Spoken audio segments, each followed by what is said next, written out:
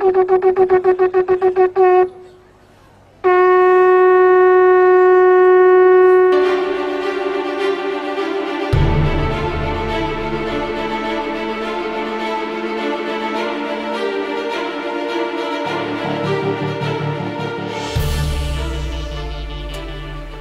it's Jim Hutchins for the Jerusalem Connection Truth Report for this week. Well, Israel continues to be the epicenter of political interest and certainly spiritual interest. And that's going to be as a result of a focus on the peace plan that the Trump administration is advocating and will present sometime in the near future.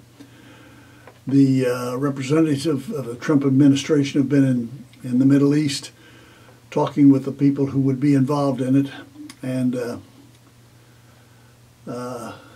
getting their response. There's been a lot of controversy about it. There have been leaks about what's included in it. But I want to read just excerpts from a response that Matt Staver's heads Christians in Defense of Israel. And he says this. He says, I want you to know I would dearly love to see peace come to the Middle East. That's what President Trump's long-awaited peace plan is all about. He wants to do, quote, the deal of the century, as he calls it, to resolve the bitter conflict, and I hope he is able to pull it off. He already surprised the world on North Korea. Trump sent his Mideast peace envoys, Jared Kushner, his son-in-law, and Jason Greenblatt, to the region this week to discuss the plan, which is not yet public, but it's being discussed with the Arab capitals and Jerusalem. The two men who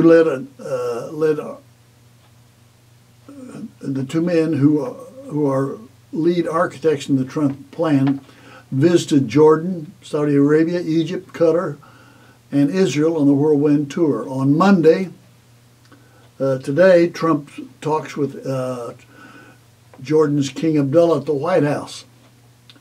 Momentum for the plan is clearly building, but if a recent leak is true, Trump's peace plan is already heading down the wrong road. The peace plan leak signals a wrong direction. The Jerusalem Center for Public Affairs, a well-respected Israeli think tank, revealed details of the plan on Thursday, citing unnamed senior Palestinian Authority sources who learned about the plan from Saudi Arabian Crown Prince Mohammed bin Salman. The Jerusalem Center for Public Affairs reported these details about the proposal. Quote, this is from the Palestinian Authority.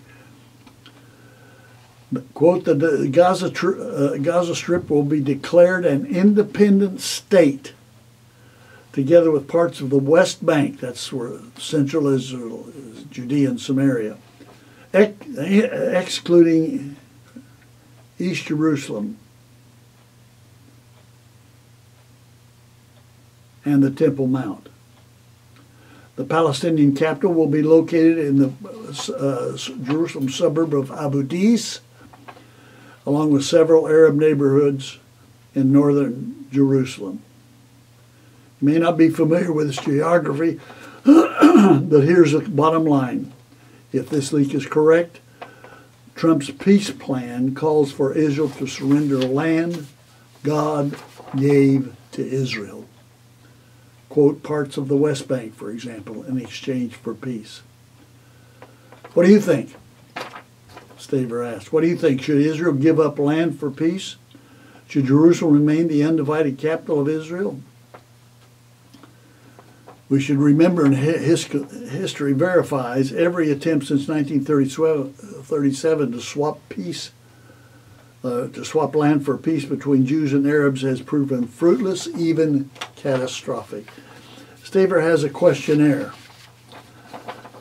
that helpful in our own thinking, perhaps. It's a Middle East survey. He asks this: do you believe that a two-state solution between Israel and the Palestinians is achievable? Say no. Do you believe that the Palestinians and Hamas will ever accept the existence of a Jewish state of Israel and agree to peace with it in both words and actions? Say no. Do you agree with President Trump's recognition of Jerusalem as the eternal and undivided capital of Israel? Say yes. Do you believe that Israel should concede and allow Jerusalem to be divided between Israel and the Palestinians? Say no. Do you agree that the American embassy should have been moved from Tel Aviv to Jerusalem? Say yes. Are you concerned about American taxpayer dollars being used by Palestinian Authority to brainwash young Palestinians to hate the Jewish people and to pay terrorists to ruthlessly murder Israelis and Palestinians? And Americans? Are you concerned about taxpayer dollars being used for that? Say yes. Do you think God's promise to Abraham in Genesis 12:3, quote, I will bless those who bless you, applies to America as a nation and to your own life? Say yes. The scriptures are clear on this. Whether this peace plan will reflect it or not, the scriptures are clear. And we have a faith-based diplomacy among Christians that accepts what God says as being the final word. For example, Yahweh says this in Amos chapter 9, verse 14, I will bring back my exiled people Israel. God says this. Yahweh says, I will bring back my exiled people Israel, been in the diaspora. It's happening right now. It's been happening since 1948.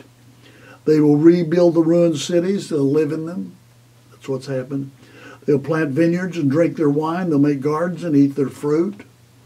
I, Yahweh says, I will plant Israel in their own land, never again to be uprooted from the land that I have given them, says Yahweh your God. The psalmist reaffirms this when he says, Yahweh remembers his covenant. This is absolutely essential. Yahweh remembers his covenant forever, the word he commanded for 1,000 generations. The covenant he made with Abraham, the oath he swore to Isaac, he confirmed it to Jacob as a decree. The patriarchs all had this promise made and confirmed to them by Yahweh. He confirmed it to Jacob as a decree, to Israel as an everlasting covenant. To you I will give the land of Canaan as a portion you will inherit. This is an everlasting covenant that God has made with Israel. And that is the truth.